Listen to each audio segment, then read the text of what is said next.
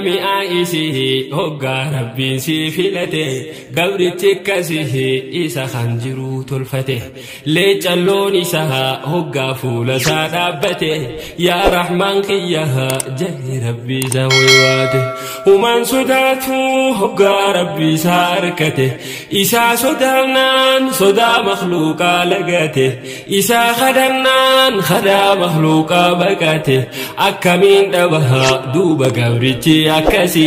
bakka waa hundaa irraa arkatan tuwasi akkamiin dhabaha duuba gabrichi akkasi bakka waa hundaa irraa arkatan tuwasi Allah ya jabaa heelaa fi quwwaasii qaba nuti heelaa fi quwwaaleen qabnu si qabna nunin dhibine nurraa qabi waan nu dhibaa Allah ya jabaa heelaa fi quwwaasii qaba nuti heelaa fi quwwaaleen qabnu si qabna nunin dhibine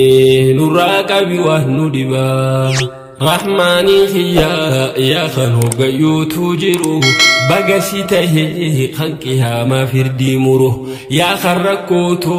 nadurse be khewan jiru sida fareti miti hogandu goguru nafsi shaytani